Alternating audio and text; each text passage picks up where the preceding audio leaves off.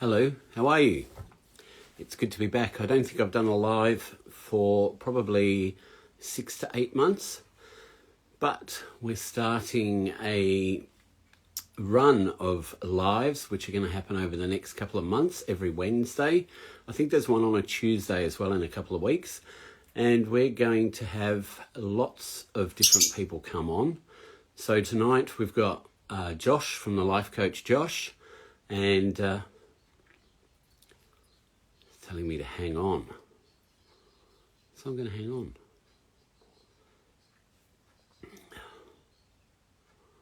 Okay, so we're getting some people in now.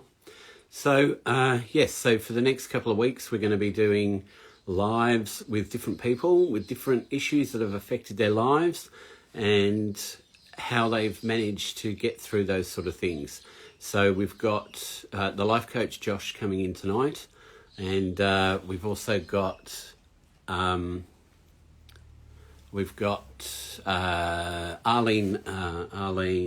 Forgotten her second name. Arlene is coming on in a couple of weeks. She's a country music star, and she'll be on. She's going to be talking about bipolar and how she's managed to get through bipolar and still being on stage.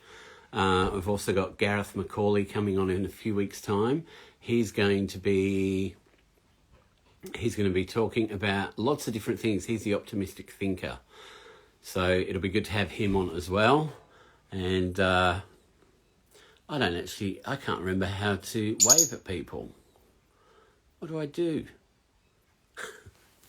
I haven't done it for so long, so I can't remember. So yeah, so for the next couple of months, we're going to have lives on a Wednesday night. Yashika Reddy says she's a big follower. That's great. And One Blue Princess is here. Hello.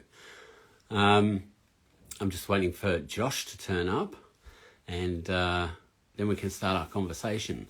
But if you want to listen to the podcast, it's on Life Changes You. It's the Life Changes You podcast. It's on Apple.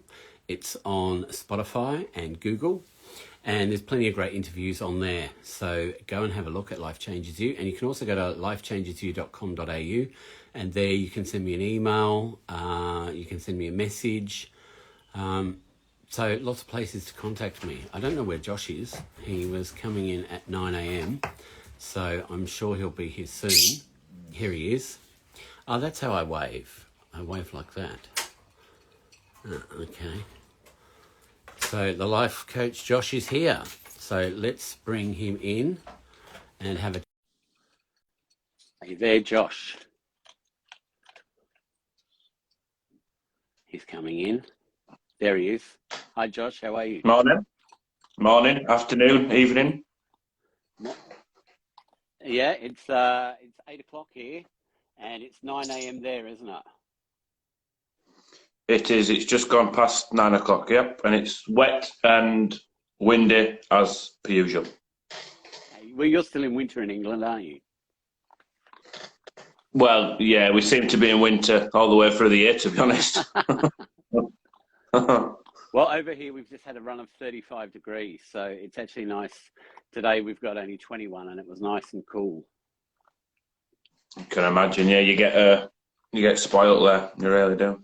Look, I mean, the summers haven't been as good as what they used to be. We used to have lots of nice days of 40, and, well, I mean, 40 is a bit hot, really.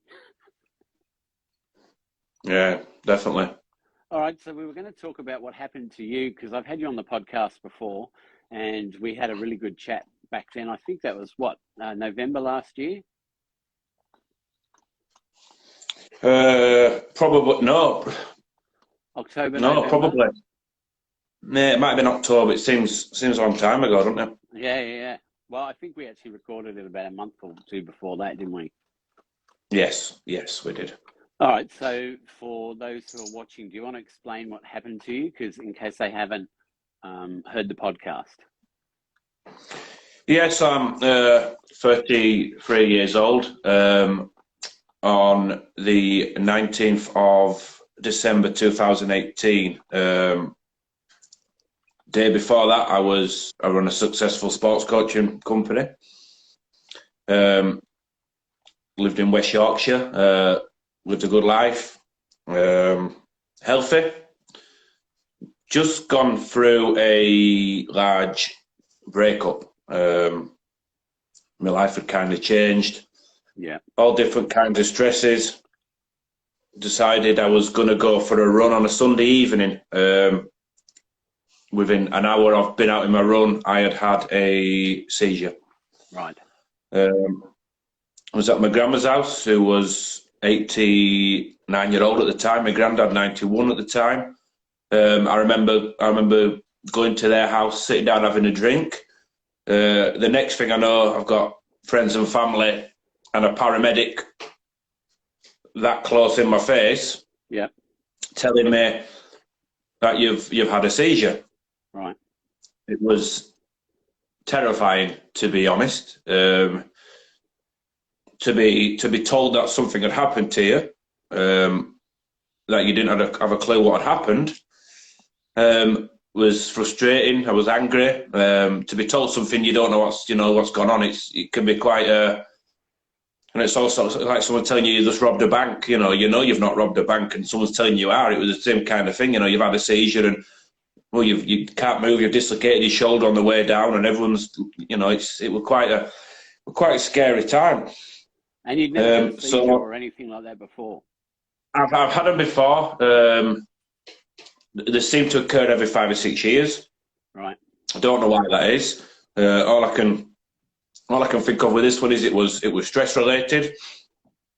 Like I say, there was a relationship breakdown. There was lots of other things going on, but it came out of nowhere.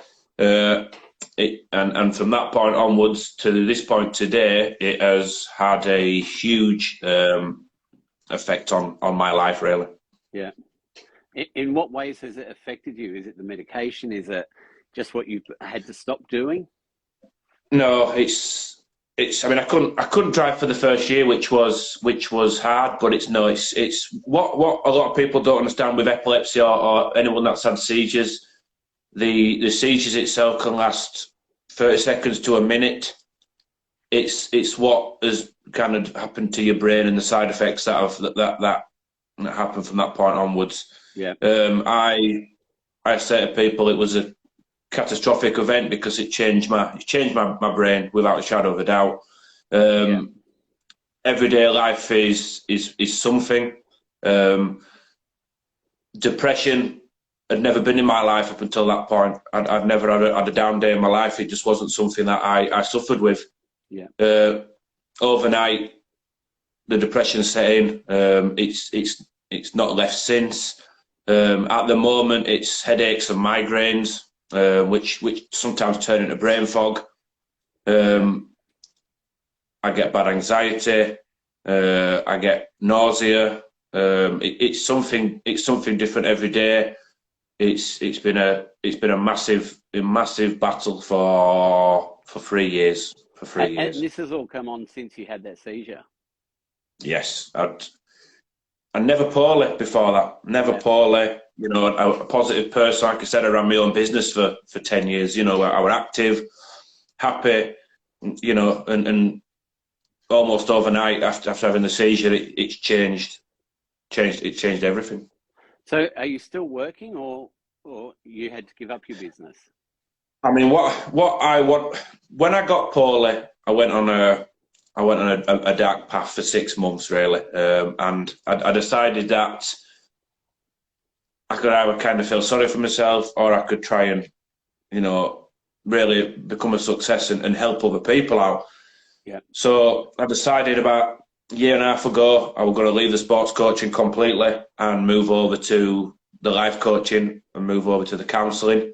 Yeah. It's been difficult working the sports coaching anyway. Up until my seizure, I'd missed 14 days of work in about 8 or 9 years. Right. The last year of my sports coaching, I wasn't doing a full week. Now with the life coaching, I started that in December that's just gone. Yeah. This will now become my full-time work. It works better for me as well with how I am. I can see kind of clients. I'm not here, there, and everywhere. Because some days are a write-off, some days are a complete write-off. But with the life coaching, I can help other people, and it kind of works around my condition, really, so to speak. Yeah, so you can fit it in around when you're feeling okay. Yeah, yeah. So is there anything you've been able to do to help yourself feel any better? I mean, anyone I found out is anyone that is suffering from epilepsy, anyone that has had seizures, the support out there is non-existent. Yeah, The GPs don't have enough skills to deal with with your condition, so you get put onto a neurologist. yeah, I went to see a neurologist in August. It was a different man than what I dealt with for the last 2 years. I was in that doctor's office, that neurologist's office, for 7 minutes. wow. Um, it was. He asked me what had happened.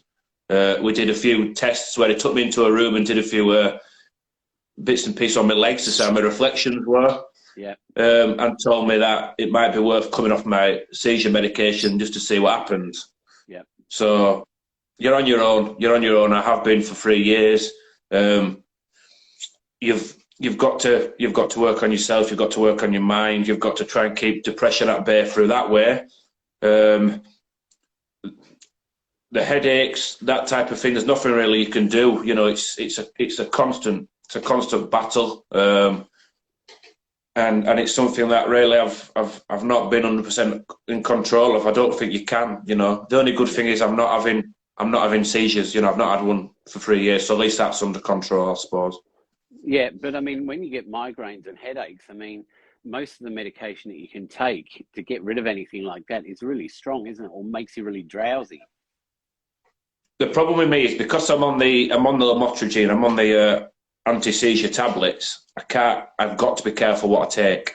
Yeah, So, I mean, I was put on antidepressants for a 2-month period to see if that would help. I'm not a fan of tablets. I don't believe tablets are the way forwards. I know people different views than me. My view is antidepressants and tablets are not the way I want to live my life, but they made me really poorly anyway. yeah, For the headaches, there's nothing you can take. There's nothing strong enough to stop the brain fog or the migraines. yeah, I've just had 3 days worth of like tension headache migraines. It doesn't matter what I took for that. It didn't go. So I've come out of that now, and today I feel good. So this is the thing. Normally, when you're not well, you take tablets that help you. I can't take tablets, so it's yeah. it's not the best situation. It's catch-22, isn't it? You get the headache, but you can't actually take anything because anything you take actually doesn't do anything for you. This is the thing. It's a bad situation. You can't think about it too much because if you do it, it brings you down. You've got to stay positive. You've got to say to yourself, if I get this brain fog, migraine, whatever, I'll get over it in a few days. I'll move on to something else. Yeah, But it's hard because I need to go to the gym. I need to eat healthy. I need to see people. When I've got my brain fog and my migraines, I can't do them things, which then in turn affects your mental health. So it's a big circle really at the moment. and what's the mental health like in the UK? I mean, for getting in to see a psychologist or something, is it something you can do easy? Is it expensive? Is there a long waiting No, if list? you want, yeah, if I think you're looking at 8 months now to 10 months before you can see someone on the NHS. GPs are not trained in mental health, and they've only got around about 6 minutes to see you. So all they Yeah, will do is they'll try and put you onto, they'll put you onto someone else. If you want to go private, which is, I decided that I would go down the hypnotherapy route. yeah, The hypnotherapy route saved my life, but it was £50 a week. wow, So it took up a lot of my wages for the first year. I was glad I did it because it helped me get through that period. But nowadays, people really they've got to fork out money if they want to get themselves better. I'm afraid because the NHS it's completely it's mowed out with all the COVID, and I mean mental health was in a bad situation in this country anyway before COVID came. yeah, I mean because I've kind of with my seizures and whatnot and what I've done and what I'm applying for support wise, I've got quite a good mental health team that I speak to. Yeah. So I'm kind of lucky. But for anyone that's just gone through a bad time or have got depression, unless you want to spend money, it's not an easy thing to get support. Yeah, look, I think it's similar here. I mean, if you can pay privately, you might get into a psychologist in about 6 weeks, maybe 2 months. But if you're on a waiting list, the waiting lists are just never ending. And unless you are in a position where you're suicidal or something like that, they're not going to see you quickly. So if you went and said, look, I've got anxiety and depression, they'd go, okay, well, basically you'll go to the back of the queue because there's more people ahead of you that have got more worrying situations. So, but I don't think our mental health issues here are as bad as what you've got in the UK. I watched a documentary a few months ago about, they were saying that you could get some CBT, cognitive behavioural therapy on the phone within about 3 to 6 months. But to actually see someone face to face, you were looking at almost 12 months. Yeah, I mean, when I go through school, I struggle with quite a few things as regarding my spellings and things like that and that type of stuff. And because I go into sports coaching, I'd never done anything like that before. I'd never done anything, sitting on a computer or like that. I went out and did my sports coaching, had my accountant and whatnot. Now, a few years ago, I started my counselling course. Now, I realised that I was struggling with quite a few things. Now, I think some of it was because of my seizure and how my brain works now. But I said to a doctor, I told the doctor, she says, well, you might be dyslexic, that might be the issue.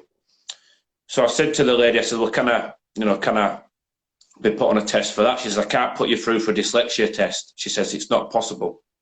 She said, anything like that, mental health, anything like that, she says, we can't even put you on a list. The list doesn't exist. Wow. She says, we're possibly, up to a year behind with these types of things.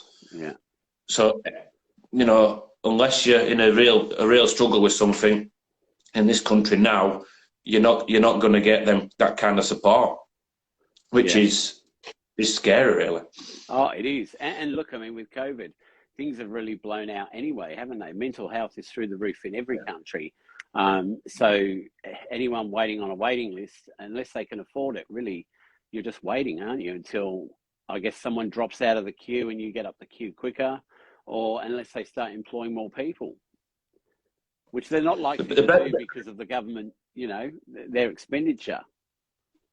I mean, I always say to people, who, when I do my lives or I speak to people that are, friends or family, I always say the best thing to do if you want support for mental health is get onto Instagram. Go onto Instagram, find pages like myself and yours, because there's so many good people out there, as you know yourself, coming across all these different accounts. Yeah. There's so many good people out there that are fully trained, and happy to help you. And it will cost, but you can be in there within a week or two. You can be in there, you can be seeing people. I know I could name you 5 or 6 hypnotherapists that follow me. I follow them. I could name you 6 counsellors. And they're all fully trained people, and they're all out there to help you. And it's like I say, is why the governments, instead of sticking people on waiting lists for 6 months, the government should be, directing people to these fantastic, passionate, fully qualified people. Yeah. Because I know of all these people now as you do, because I'm in this world, I'm in this Instagram world. But when I got poorly 3 years ago, I didn't know there was people like this. I believe that my only hope was on a waiting list in the NHS. Yeah. Or I had to try and find it on Google or whatever myself. And a lot of people give up. They don't believe the support's there. Yeah. And they just struggle. And a lot of people then end up, sadly, committing suicide because they don't see a way out. Yeah. And the support is there. There is people that are so well qualified and trained and passionate that, that has to be the way forwards, I think. Yeah, look, I mean, we do need to look at other options for people that are on long waiting lists, because they just can't wait. Because the problem is if you have anxiety and depression and you don't get treated sooner rather than later, then what happens is your depression and your anxiety increases. And then you get to a level where then they'll say, oh, okay, well, you're now ready to come and see us. But that could still be 6 months. Whereas if they are able to speak to someone sooner, then there's a lot more chance of us breaking down the anxiety, breaking down the depression, and making it more easy for them to be able to work through and get to the other side, rather than waiting that 6 months and just keep getting more and more anxiety and depression. See, I'm in a situation now where I still struggle with my depression. It used to be, for the first year, it used to be every single day, and then every single, probably 3 or 4 months, it'd get really bad, and I'd completely had enough. I couldn't handle it anymore. My depression now might be once every 6 months, and that can be because of many things. I can't do the gym, and it kind of brings it on. But I remember for the first probably 6 months of me getting poorly, I was on the edge of a cliff. There's no way around that. There's no pretending that it was anything else. I was struggling and I needed support. Yeah. Now, I managed to find it myself with the hypnotherapy, which helped a lot. But I was told, go see a counsellor, you'll get a letter within 3 or 4 months, or this or that. I look at my situation now where I get depression. I've got a lot of good friends. I've got a lot of support, and I'm in a position now where I can be dragged out of how I'm feeling. Yeah. But take it back to 2019, I had enough. Yeah. I'd had enough completely, and I didn't want to be here anymore. Now, I believe I'm a strong person, and I look back to that time and think to myself, I don't know how I came back from it. Yeah. But a lot of people don't come back from it, and a lot of people can't wait 2 or 3 months. Depression is that bad. Sometimes it can be hard to get through 10 minutes. Yeah. You're asking someone that is struggling relentlessly every day for months to wait 6 months. They're not doing. And sadly, in England now, the figures for suicides, especially in men, it's becoming the biggest killer, or is the biggest killer in the country. It's mad.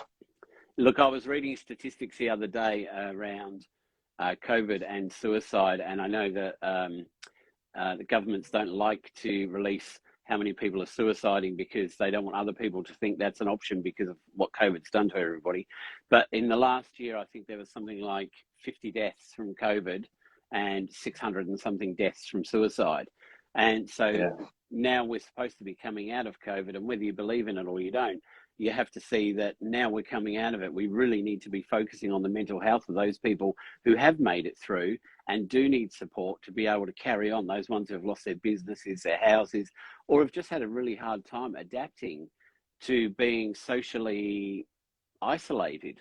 Even if they're in a family, a lot of families have found struggle because they're used to going out chatting to their mates, or the wife is out chatting to her friends, and and then when they're all just locked together, that put a lot of strain on a lot of relationships. Divorces have gone through the roof because people had never thought that they would have to live together 7 days a week for 3 months, 4 months, 6 months. So once you take away our independence of being able to go out and socialize with people, and you put everybody together in the one house, there's a lot of issues that come from that. It's amazing, though, you see, because it's like, you couldn't be any further away from me if possible. You're the other side of the world. But what you're saying to me, and it must be the same in other countries, it's exactly the same. Yeah. It's not as if mental health looks any different in Australia than what it does in England. It's the same. And I mean, I've got friends of mine now they've got partners and they've got wives, and they're in the house all the time, and they don't do anything. They don't go out. And they're in the house. And I always think to myself, I think, you're one piece of bad luck, or some life changing event away from being in a real mental health struggle. Because people nowadays are just they're not doing anything. I see men that even go to work, for a full day, and they come home and they're just sat in the house. They're not doing anything. And it's take it back to my grandma and granddad and my mum and my dad. They were socialising with the neighbours. They were going out to dances. They were going to football. They were going to the shops. They were seeing each other every single day. Yeah. People now don't talk to each other. People don't interact, and I think with the mental health is going to get 10 times worse. I know people think it's been discussed, it's been talked about. It might be being talked about more than ever. Doesn't mean it's getting any better. No, and look, I think also what you just touched on there is, before COVID, I think you had more people talking to each other when they were in a supermarket at the petrol station, stuff like that. And I think with COVID, because you had the social distance, everybody was so scared of going anywhere near each other that if you said hello to someone, it was almost like, get away from me. What are you talking to me for? I don't want to talk to anyone. And I wonder if we've lost that sort of ability to be able to socialize well with people. Because, you know, there was a thing on the TV the other week where these young girls, about 15, 16, were fighting each other down at a beach town over here.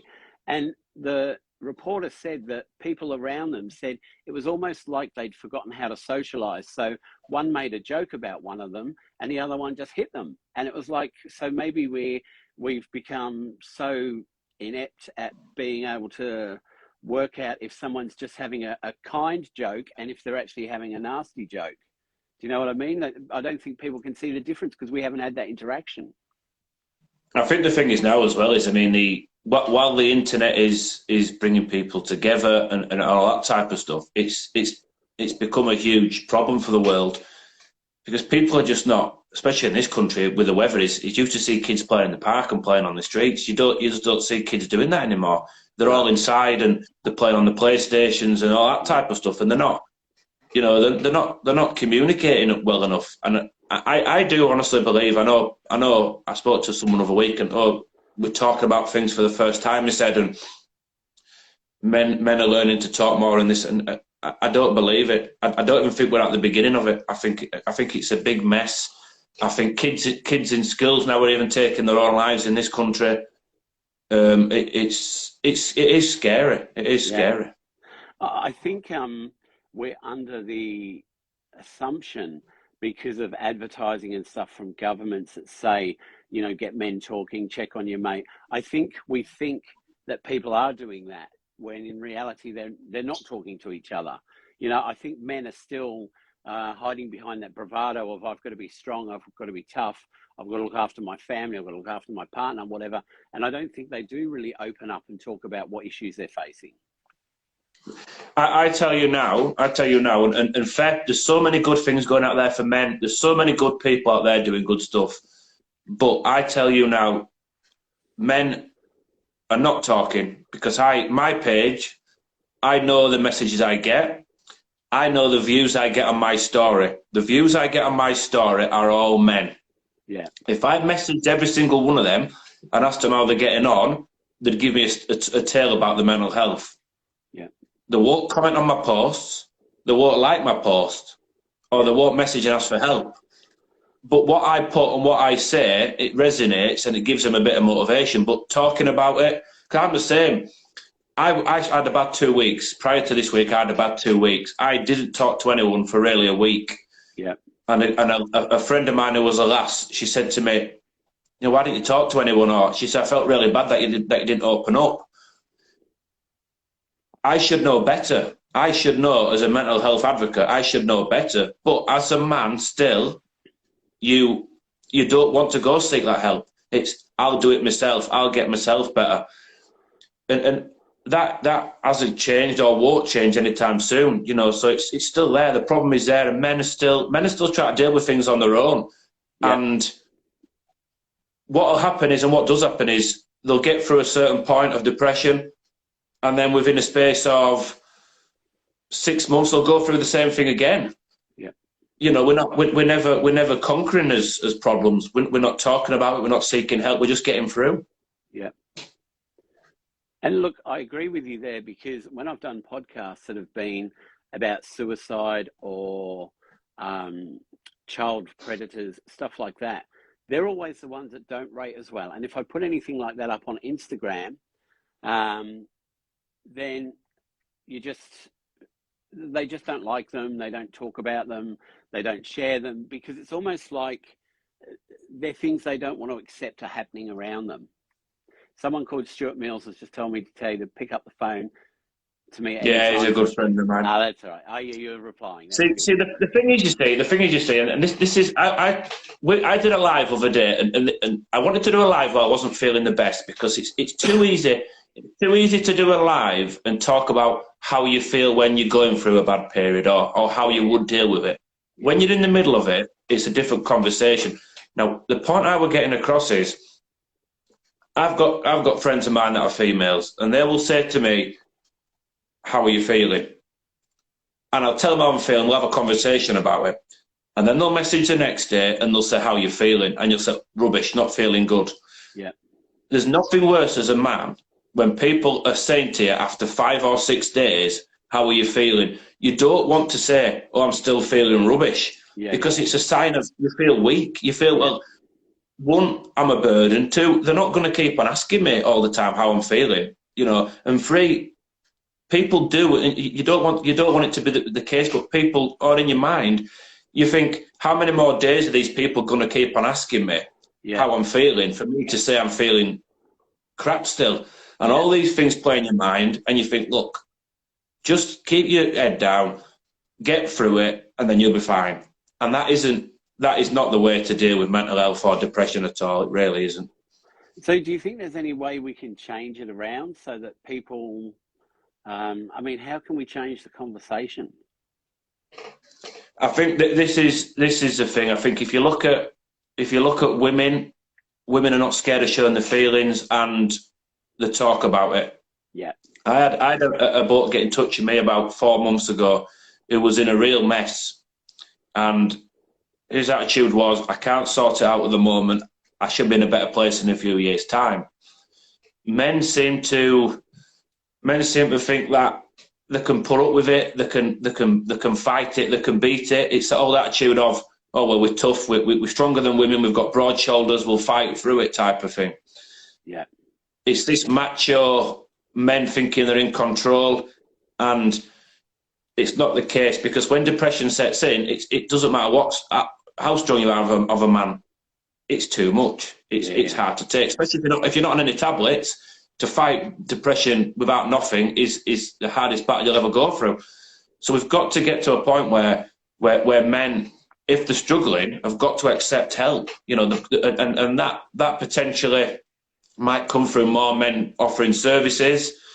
I think good things that are happening now in England is men are having certain groups, like they call it walk and talk and things like that, where guys are meeting up on an evening and just going for a walk and having a chat.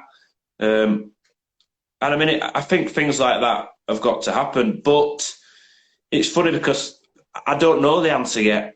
It's a question. I think you've got a really good point there, though, because I think with men that I think a man will find it a lot harder to go and sit in someone's room and talk openly about their feelings. Whereas if there was a group of 3 or 4 men going out, even with a counsellor, and having a walk and talk session, and they talk about the football, they talk about going to the pub, and then gradually they start, one of them would bring up something, and then everybody would contribute to that conversation. It's a lot easier, isn't it, than being in a counsellor's room?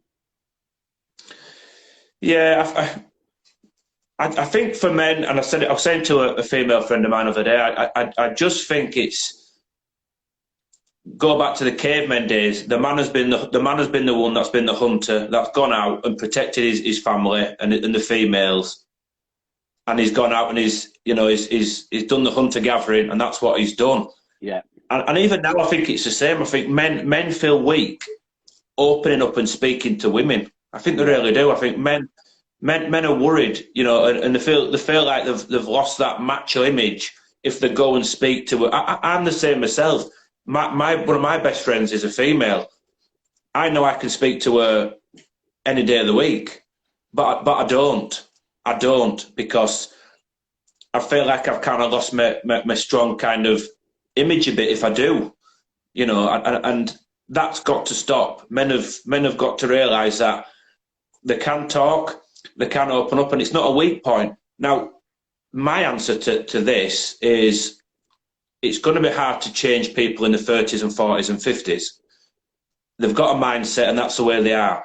The best place to start, in my opinion, is what I'm trying to do, is kind of go back to schools. Yeah. Say to the kids in the schools, let's have an after-school club, or let's have an hour a day where children can understand that depression and anxiety and all that type of stuff is normal, and it can be spoke of. And a lot of these kids, they'll see the mums or the dads going through a struggle, and they won't. If they see the mum and the dad going through a struggle, and their mum and dad are not honest about it, they're going to think, well, I can't talk about that. I'm not allowed to talk about that. Something's not right. And then when they get to a certain age, they're in the same situation. Yeah.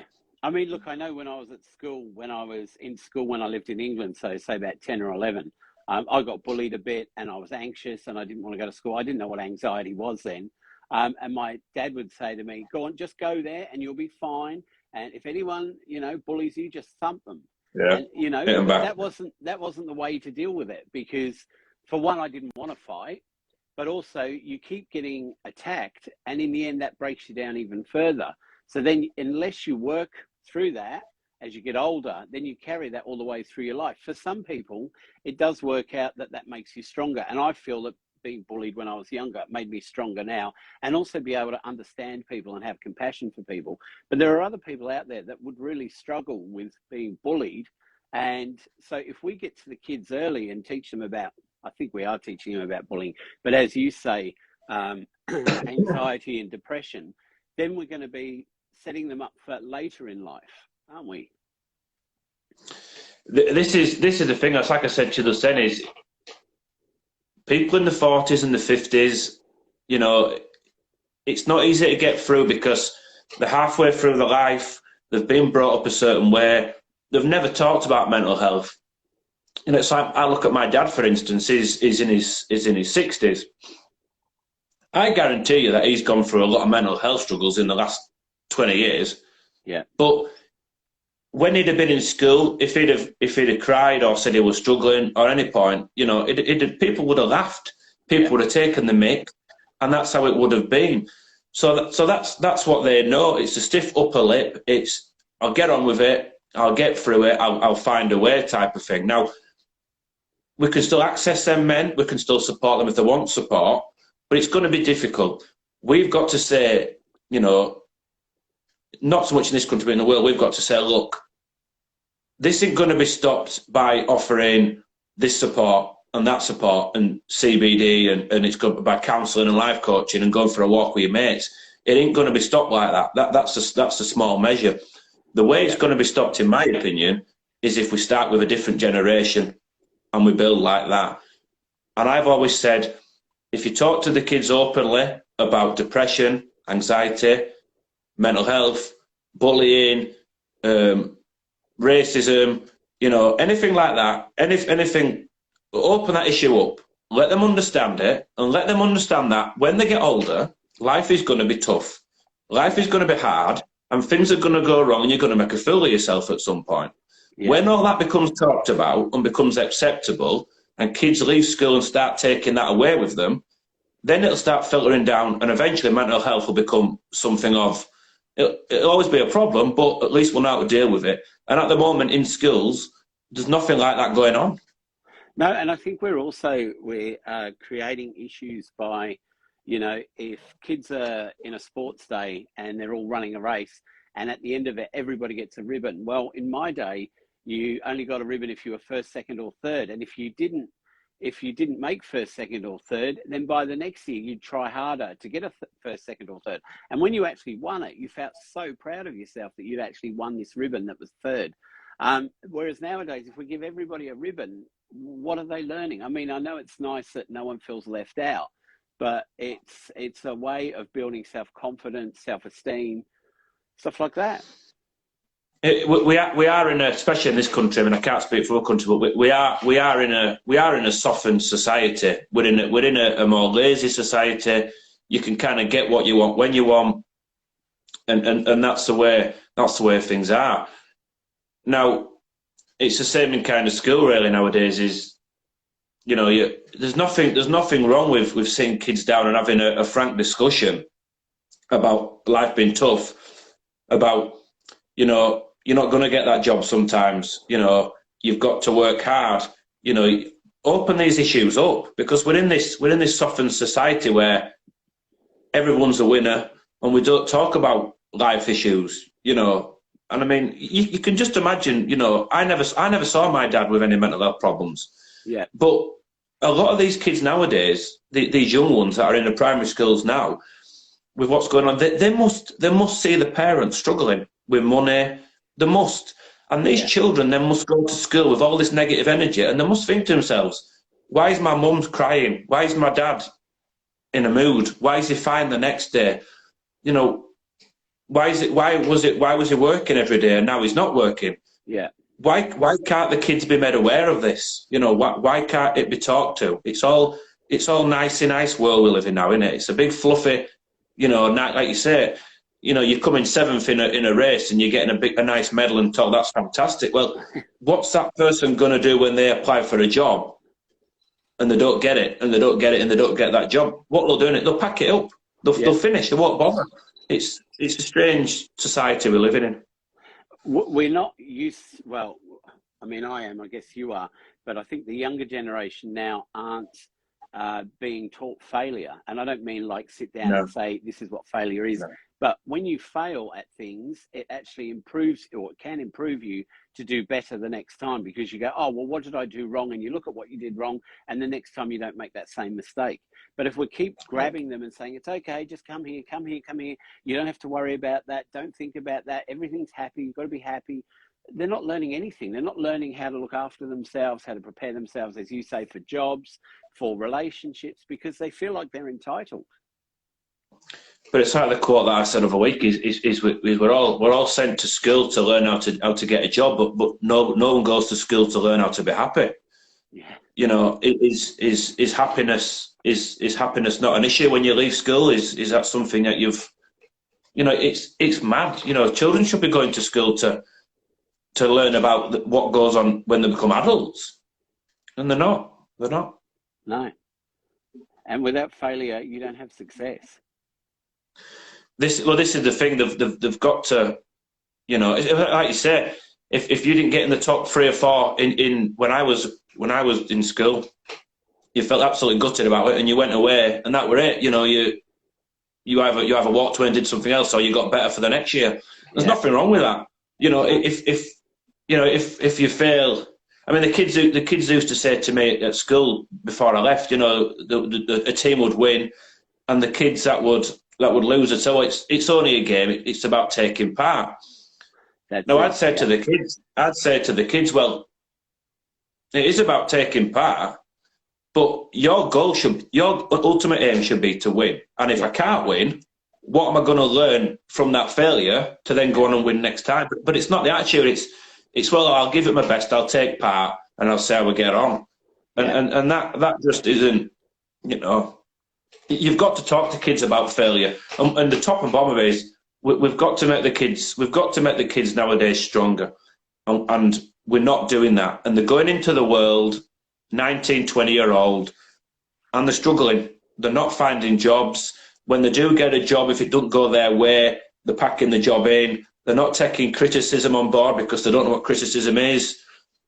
They're then getting into the 30s and they're struggling mental health-wise, and they don't know what to do. So what we're doing is, in this country in particular, is through the school network, we're setting people up to fail in life. Yeah, we are.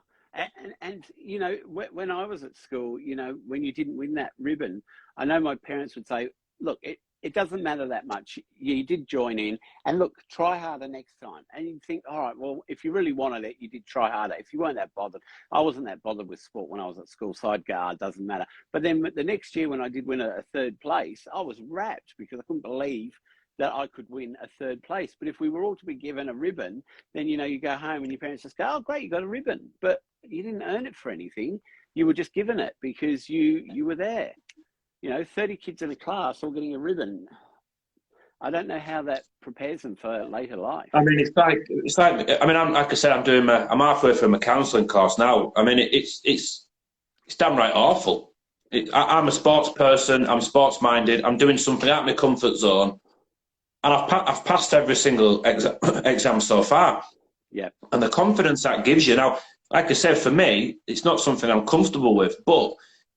If I'd have got an email back off a lady saying, sorry, you failed this module, my attitude wouldn't have been, oh, well, I'm not good at this anyway, I won't do it. My attitude would have been, right, I'm going to go away, work hard, and I'm going to pass it. And that's not being good at sport or being good at writing or being good at, you know, doing maths.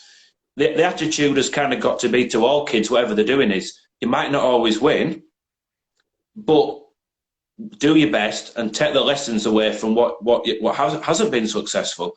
Yeah. And I don't think, well, I know it's not. I know it's not because I've worked in primary schools for 10 years. It's not, the attitude it's wrong. The way we look at things is wrong. And the way mental health is treated is wrong, sadly. It is. You know, I know when I was at school, we had a counsellor in our year level who you could go and speak to about problems. But I mean, back in my day, I don't know if it's improved, but back in my day, as we were saying earlier about your dad, if he had a mental health issue, his friends would have sort of gone, "Oh, what's wrong?" And it was the same at school. You know, if you were being bullied like I was, I went to see the counsellor, and then everybody's going, Dan's going to see the counsellor. Well, yeah, I've gone there because you're bullying me.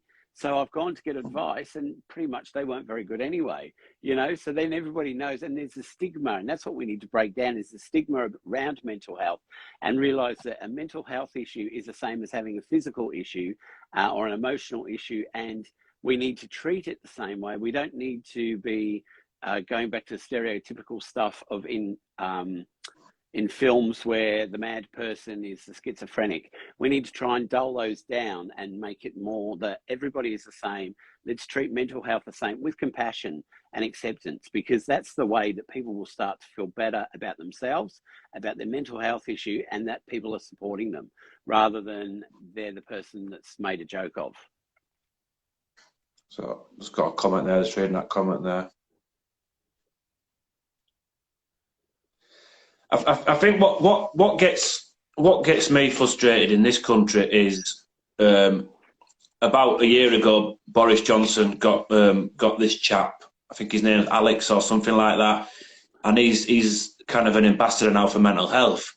Now I'm not taken away from this man. He's clearly a fantastic bloke. You know, I think he's lost his brother or something like that to depression. You know, it's awful. And this bloke is a bit of a celebrity. So I understand that he's using these people as ambassadors, but that has made zero impact to the north of England at all. It's done nothing. Yeah. This man standing up and saying that he's gone through this is bad, it's terrible, fair play to him, but it's not done anything for us in the north of England. You know, it's not trickled down at all. If the government are interested in really making a difference in this country, they've got to start looking at a local level. You know, what can the local councils offer and stuff like that? Because having some bloke in London is not doing anything. You know, I don't care what anyone says. I'll argue with anyone. The approach to mental health and what's been done with mental health in this country is a waste of time. Yeah, it needs as it stands at the moment. Yeah, it really needs to be looked at and almost dissected and restarted, because mental health, as we said earlier, the waiting lists are astronomically long, and that doesn't help anybody, because if you're just waiting, you're not getting any better, because then you're dwelling on how you're feeling, you get more depressed, you get more anxiety. And what we need to do is be looking at how we can, even if we have to classify things in different ways, so that those people who do have, you know, mild anxiety or not so heavy depression, that they can get in and see a free service early rather than be pushed all the way down to the back of the queue and wait 12 months. So we need to be seeing everybody on a level. I know when COVID first happened in the first year, which was, what year was it, 2020?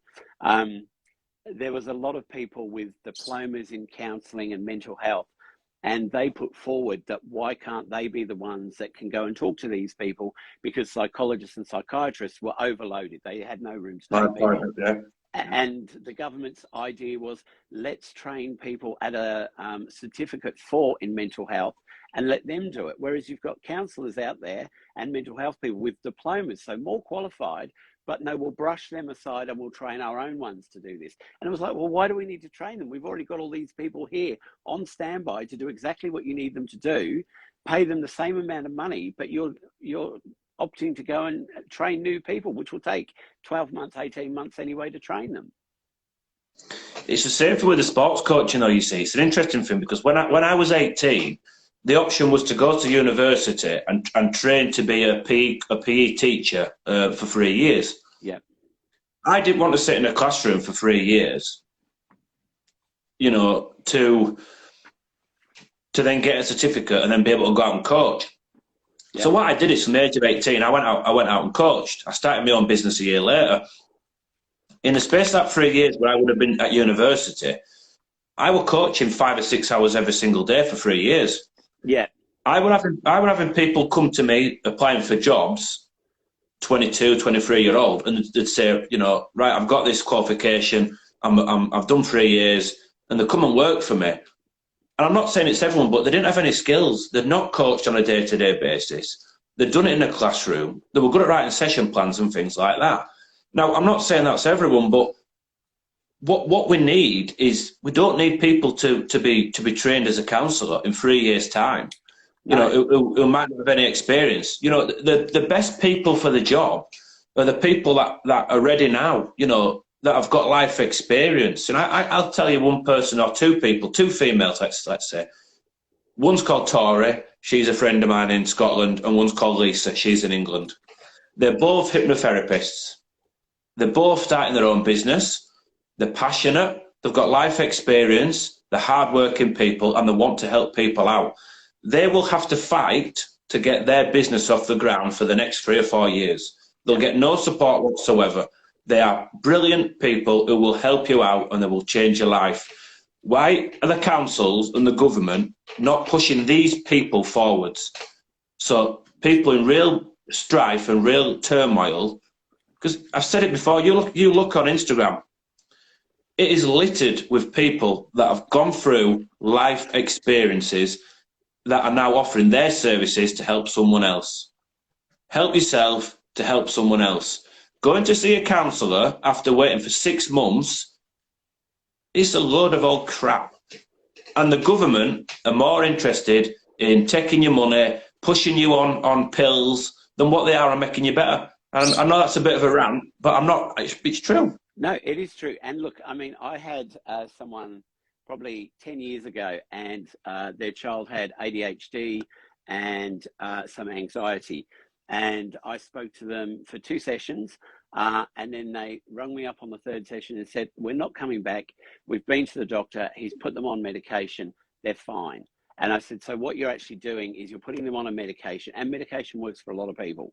But my personal opinion is medication is there for a stopgap between, I've got really bad anxiety, I've got really bad depression, go on some medication for 3 months, 6 months, while we sort through the stuff, and then come back off it, so that you're not on it forever, but it slows your brain down enough for you to be able to absorb what we're talking about, and so that you're not so anxious. And this is what happened with these people. They realised, and they were in England, they said that it cost them, I think it was £7.50 per month for the medication. And to see me, because we were doing Zoom, or to see, not Zoom, we were doing it on the phone, or to see someone else, it was going to cost them between £50 and £100 a session. And they said, so what's the answer? It's £7.50, isn't it? And I said, but what you're doing is you're masking the issue, because you're not actually dealing with the issue and you're not actually working it through. You're just going, put them on this medication, they won't think like that anymore. But if you were to take them off the medication, they're in the same position they were in when they started. But if you do some therapy, the answer to that is such an easy answer, and it's what I did. If someone's going to you, they're going to get your experience, they're going to get your passion, they're going to get your knowledge. You want to make them better and help them and change them. If they go to you for a 6-month period, their life's going to change, dramatically. And hopefully, they then got the skills from that 6-month period that going forward in life, when that issue comes up again, they'll know how to deal with it. I went to the hypnotherapy for 6 months. I was left with not much money, but it has stopped my depression. I've had one bit of depression since, which has been now. She changed my life. That was a 6-month period of having no money. When you go on the antidepressants, that's all good and well. When you come off them antidepressants in a year's time, you're going to go through the same feelings again. Antidepressants have the purpose. They save people's lives. They can be good for a lot of people. Someone said to me once, she said, I've got to be on antidepressants because I've got a chemical imbalance on the brain. It's not depression caused by anything, it's a chemical imbalance. I have got a chemical imbalance on my brain caused by a seizure. Wasn't caused by anything else but that. It doesn't make a difference. If you go to see a hypnotherapist or someone that's trained, they will give you techniques and skills to deal with depression, but also improve yourself. Yeah. When you go on these tablets, it's a plaster. It's a sticking plaster. It's putting it over the problem. And when you come off them tablets, then more than likely, you're going to feel exactly the same again. Not just that, they can make you very poorly as well. So people's attitude of, you know, oh, it's cheaper. How can you put a price on your life and your happiness? And so then I guess it comes down to the education of the person, doesn't it? And I guess the person is, look, and this could be also the amount of money that person has. But my idea is always for any treatment, if you need to change the way your brain is for a while and slow it down, you go on the medication, but you have an up and you have a down. So you know how long you're going to be on it. And then you start your therapy, talk therapy, hypnotherapy like you're doing. There's a woman I talk to in America who does neuro-linguistic programming, which is quite good. So all these things can help you. And then you want to start petering off of that medication, just even if it's just to see how you manage. And if you're not managing, you can go back on it again and you can do some more therapy. But without the therapy alongside the medication masks it. And as you say, you stop feeling that way because you're on a medication. As soon as you stop the medication, you're back to where you started. Well, I tell you now, it's a fact. When you're taking antidepressants and you start feeling better and all your depression's gone and the world feels a better place, why would you want to come off the antidepressants? Yeah. And people don't. People don't, because people know that when they come off the antidepressants that they're going to feel rubbish. So I know people that have been on them tablets for 5 or 6 years. What's that doing to your body as well? Yeah, and as you say, people get used to that situation and they can't remember what it was like out of that. I just want to make a comment to LJV Coaching, who said suppression of self leads to depression. So we have to stop being suppressed. It does not heal what's at the core, which is brilliant, because that's what we're saying. You can't suppress something and then expect to get better. You've got to work through it. Yeah. Great comment. It's what it boils down to is depression, anxiety, any life trauma. It's awful. It's an awful feeling. It makes you feel rubbish. It makes you not want to get out of bed. It ruins your life. It can ruin your life. But there is a reason that you're feeling like that. It doesn't just come for no reason. Now, I know with my depression, kind of at the beginning, it was made worse by me kind of, oh my God, what have I lost type of thing, you know. What have I lost in my life? I lost my partner. I'd lost my business were going because of my illness. And then it was also, well, what have I not got? You know, I looked at myself, thought, well, I haven't got good friends anymore. Where am I going in life? All these type of things were leading to my depression. So you've got to sit yourself down and think, right, work on that issue, work it out, then put a plan in place to make sure that if anything happens like that again, you know, you can work it out. I'm reading a book at the moment. It's called Up Without Meds, and it's a man that has beat his depression off the medication by doing 4 different things, and it's food, exercise, and his circle of friends, and his social life type of thing. Yeah. And that's what you've got to do, and you've got to break it down, and it's hard. And it hurts, and you've got to go deep into yourself. Yeah. But do you want to be happy? Do you want to learn from life and better yourself as a person? And that's got to be everyone's goal in life. Now, sadly, today, with tablets being so readily available, people are taking the easy option, which is the tablets. And if that's what they want to do, then fine. That's their life. Yeah, and that is their life. You want to, you know, it's up to you. Yeah, and I don't tell anyone not to do. You know, I will never tell anyone not to do. They're not for me. I want to beat this depression, and I want to get to the top of the mountain and say to myself, wow, just look where you was, look what you've achieved, and that's because of me. Yeah. It's hard being on antidepressant tablets, because when you're feeling good, I felt cheated, to be honest. I was on them for 2 months, and I felt better, and I felt cheated because I hadn't dealt with my problems. they were still there underneath the tablet. So I came off them.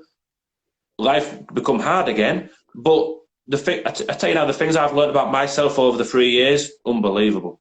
Yeah. And that's from my hard work, you know, doing it myself. Yeah. And look, I have a similar experience. I had fibromyalgia 10 years ago. And when I had it, I was off work for 3 months or 6 months. I can't remember now because I try not to focus on what I've got wrong with me. But they put me on lots of medication. I slept for those 3 or 6 months. I couldn't do much. And then when I came out of it and started to feel better, I still have the pain. I still have headaches, things like that. But I've learned to adjust what I do on those days, similar to what you said. If you've got brain fog and stuff, you don't work. And I see so many people with fibromyalgia who have just given up. And it might not be they've given up. It might be that that's how sick they feel. But there is a way out of it. And it's just focusing on what you can do for that day.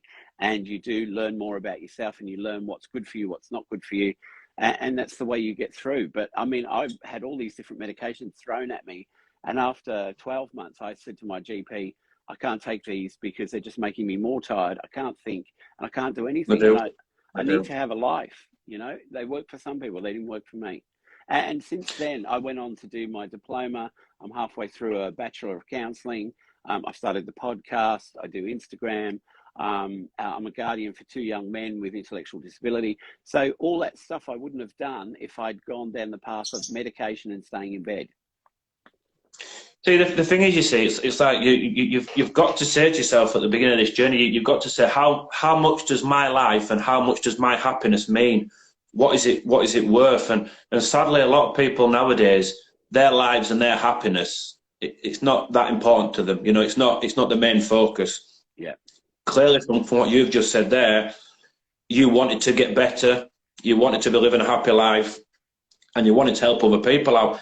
I have the same. You know, I know people that just lay in bed and they've accepted the situation. Yeah. That's their life. That's up for them to do so. But for me, it's my life means the top and bottom. There's nothing more important than my happiness. And when I'm happy and doing what I want to do, I'm helping other people as well, hopefully. You know, some people you can help and change and support, some people you can't, and it's tough, it's hard. It is hard. And look, I guess for me, it wasn't like I just went, okay, I've been sick, now I'm going to be better and I'm not going to do this. It was hard to stop taking those medications. It did make me feel better. It was hard to push myself to go walking because the pain from fibromyalgia, I would walk down the side of my house and start walking in the park. And after 5-10 minutes, I felt like it would have been easier to chop my legs off than to walk back because the pain in my legs was so bad. But I knew that if I didn't do that walk 5 minutes and then go to 10 minutes and 15 minutes, I was never going to get anywhere because all I was going to do is be sitting at home going, oh, woe is me, I feel so sick. So I had to start pushing myself and do those things. What people don't understand is, and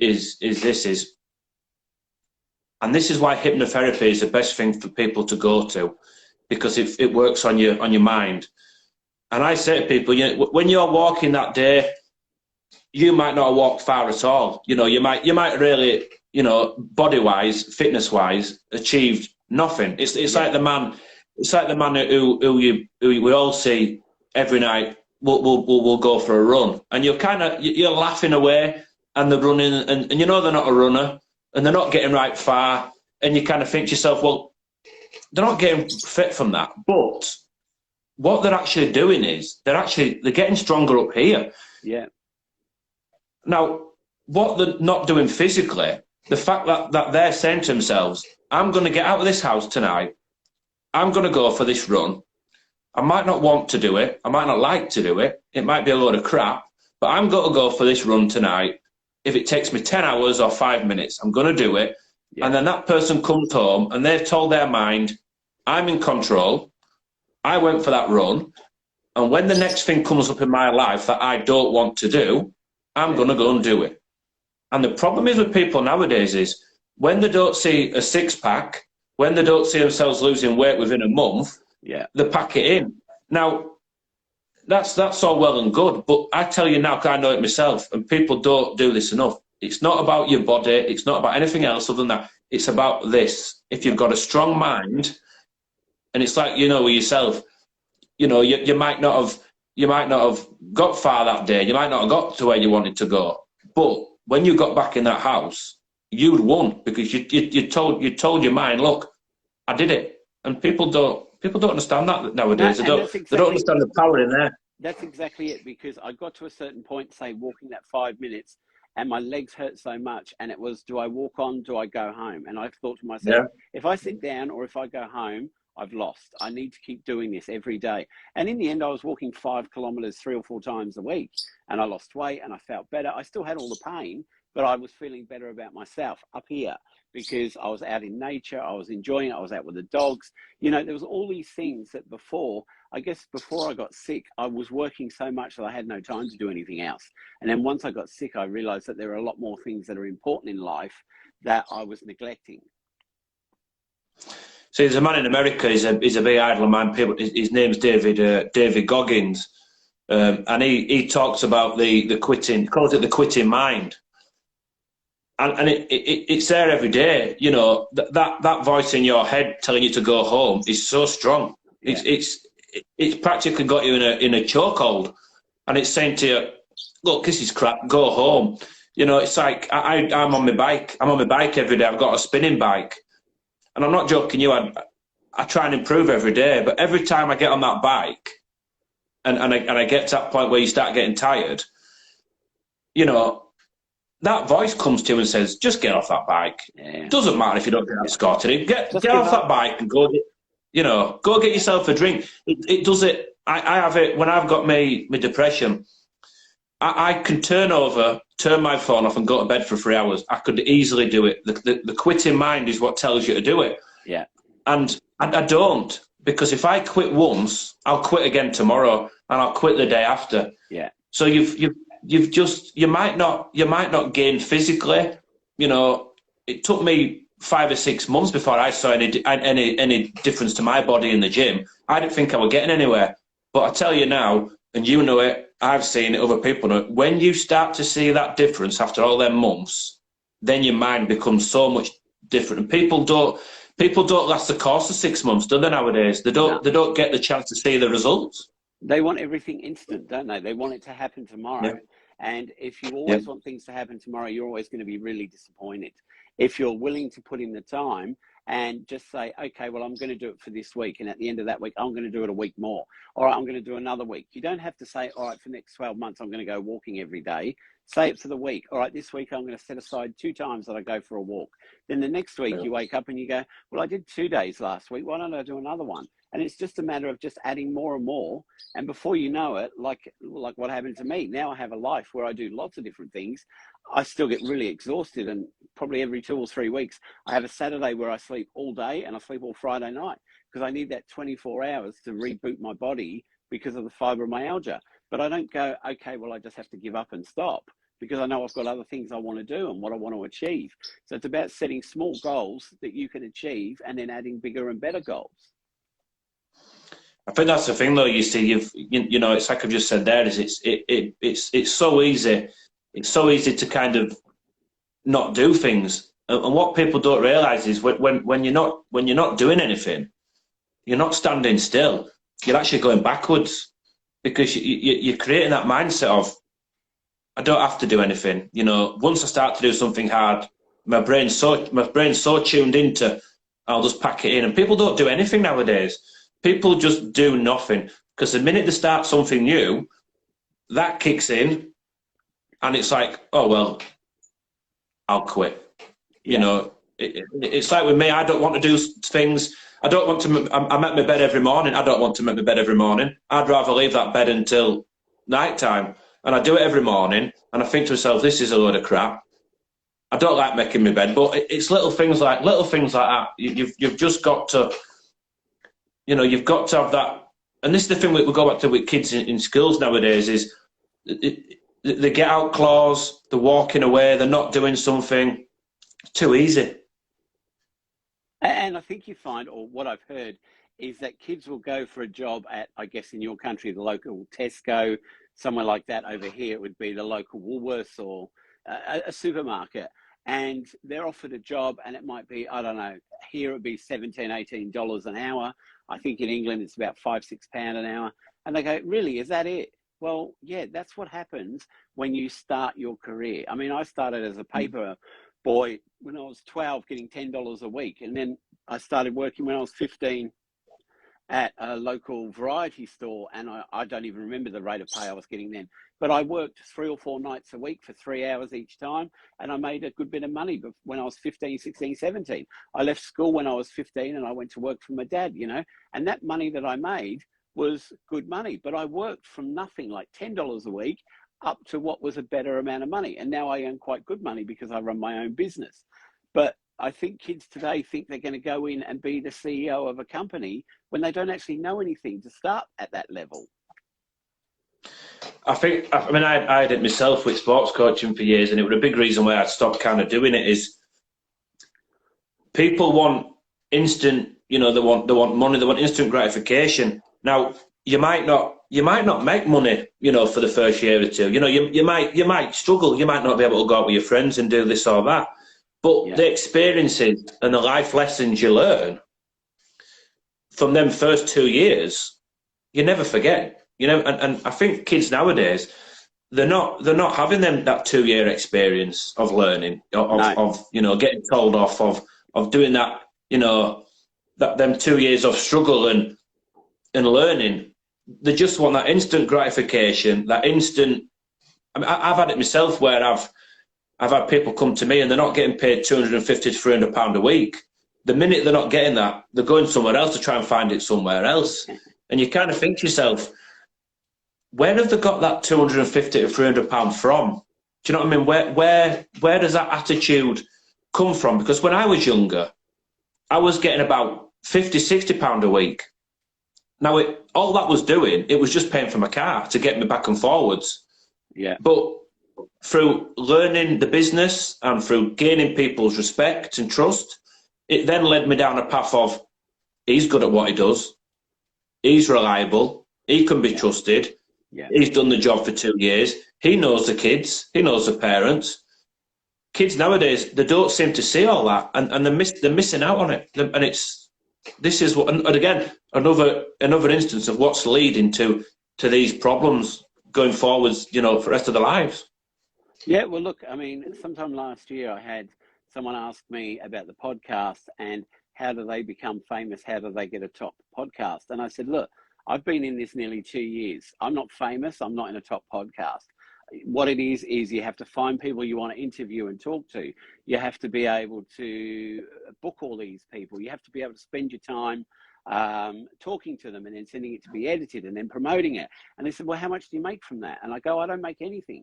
I do the podcast because it's something I really love and I want to do. And I want to talk to these people, get their stories out there, and then help other people by listening to these stories.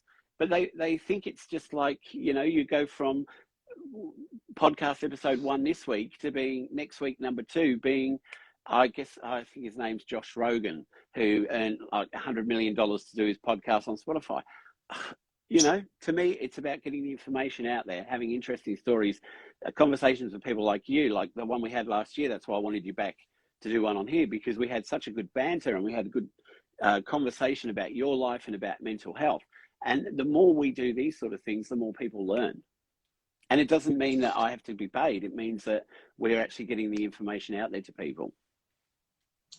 I think that's the thing. I mean, it's like myself. I mean, you know, you've got all your followers, and I've got, you know, I've forgot now, 18,000, something like that, and I'm proud of that. But that's taken 3 years of being on Instagram, probably 3 hours a day.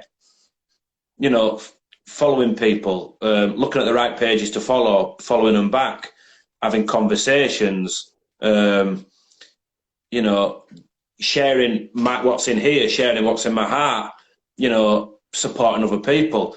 I've done about 30 live chats now, which can take 3 hours to do. You know, the setting up, the talking, the editing, the putting it on, the talking to people after. You know, and I've done that for 3 years, and it's hard and it's challenging, and a lot of the time you think, I'm not getting paid for this, so why am I bothering? But you do, and that's, and you look at anything, you know, all these. I mean, even look at these actors like your Morgan Freemans and your Denzel Washingtons, and they didn't get a break in life until the late 30s, early 40s. Some of them, even 50s. Morgan Freeman there's no time frame to success, and you didn't start this podcast thinking I'm going to be famous, I'm going to do this. You did it because you wanted to give your best. If you then get fame on the way, it's fully justified. But no one, especially in this game, should go out looking for fame and fortune and all these followers, because that's not the idea for doing it. No, it's not. It's about doing what you're passionate about, what you just said. And when you have the passion, you're happy to do these things. Because I always feel, and I say to other people, they say, well, what do you get out of doing a podcast? Well, when I had the podcast with you, I got to know you. I got to know your story. I learned a lot about you and someone else. And then when that goes out, then other people then will contact me and go, actually, that guy you spoke to, this little bit that he spoke about really resonated with me. And I felt really different after I heard it. And we could just be talking and we not even realize that that one little bit of information you put out there is that important to someone. But if one person gets that little bit of information and goes, wow, this changed my life, that's brilliant. We've helped one person. And we weren't actually going out there to say, this is how we're going to help you. It's just them listening to the conversation.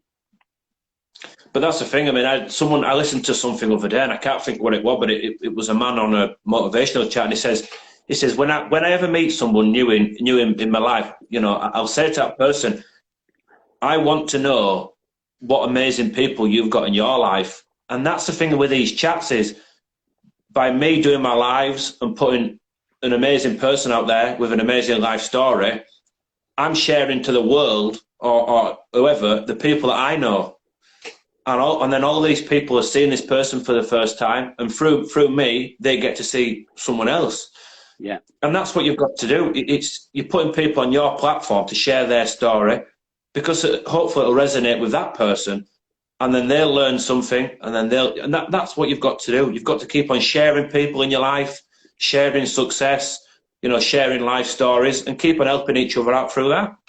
And like we're speaking now, I mean, something that you say now, someone listening might say, it might not resonate with them, but they might have a partner or a mother or father or someone else that they go, actually, I was listening to this guy called Life Coach Josh, and he's got an Instagram page, and you should actually listen to him because he's got some good points, and that's how our information spreads. And that's how we help each other, by sharing the information and not just being, oh, I've got all this information, I can give it to you for £100. Doing these things, lives, Instagram, podcasts, that's where I put all the information out. And if you want to listen to it, there's great stuff out there. Same with your stuff. I mean, you've had some great guys on recently. Well, this is the thing, though. You say either, there's two things. It either won't mean anything to you, and you've not lost anything from it, or you'll learn something. It's not come as a detriment to you by listening to someone for half an hour or an hour. You've not lost anything. Right. And I think the thing is with it is we all see things differently. We've all got a different way to express. We've all got different talents, and what I say might not resonate with 99 people. It might be one. And like I said, I'll never make any money from this. All it'll get me is a few more followers. I'll never make any money from it. And I don't want to make any money from doing it online. I want to run my business from home and help people and make a living off it that way. But when I do this Instagram page, it's just me sharing my knowledge and my views with everyone else, really. That's exactly it. And look, I think, what I really like, not about my podcast, even though I really love it, but listening to other people's podcasts, is I can listen to 15 minutes in the car and then stop it and go to a different podcast and come back, and it's still always there. So I can always pick it back up whenever I want. And I think that's what's really good about podcasts. You can just listen whenever you want. Yeah. No, I agree. I mean, I think I do listen to a few pop up on an evening time, and I just think it's garbage, to be honest. I think, I know it sounds harsh, but I think people are doing it because they like the sound of their own voice sometimes, and I turn it off and I think you're never going to attract people. I think the best podcasts are the ones where people are telling a life story and they're showing people what they've been through and talking about their knowledge. They're to me are the best ones. Yeah. Well, look, mate, I think we should actually finish it there because we've been an hour and 20 minutes. But we've had a I really told you I good spent chat. more than half an hour, didn't I? I must have been joking myself when I thought we just talked for half an hour. No one could talk to me for half an hour. It's not possible. Well, look, it was really brilliant. I'm glad you came on and started the first one. We're going to be doing these every week, and I'm going to put this back up so that people can actually go and listen to it or whenever they want to. But it was Yeah, thank you for having me on. It's a pleasure. Tell people your Instagram handle and anything else. It's at the life coach, Josh. If you look on that, it's got a Linktree link. It's got my new website on there. So, you know, if people don't mind sharing my page and sharing my website, I'm trying my best to get my business up and running.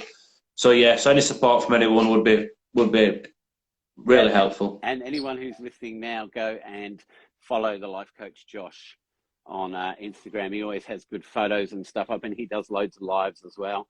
And I'm sure later this year we will be having Josh on for another podcast, because we like a good ramble and we have good information. And there's lots of, I mean, like, while we've been talking, lots of really good stuff's come up that I don't think you really actually get, not necessarily in a podcast, but when you're live, it's all just coming straight out. You know, it's not edited in any way, which is great. Yep. You still there? Sorry, it went off. Yeah, no, I agree. I like doing the lives because you don't know what you're going to get. You don't know what you're going to say sometimes. You know, it just comes off. It just comes out as you say it. So I like the lives. I do. Yeah, and they're enjoyable. It's great because, I mean, I sometimes when I'm recording a podcast with someone, I have to focus that I'm listening to what the person's saying, but I'm not listening too intently that then I stop and then just go blank, which I do sometimes when I'm recording a podcast because I've just listened to everything I said. But we've had a really good conversation today, lots of great points, and I'm sure people who watch it later or who have watched it now would have enjoyed what we talked about. So thank you, Josh. We'll be in touch and we'll organise to do another podcast. Yeah, thank you very much. I appreciate that. It means a lot. Thank you. No worries. You have a great day there in England. You too, mate. See you later. All the best. Bye-bye.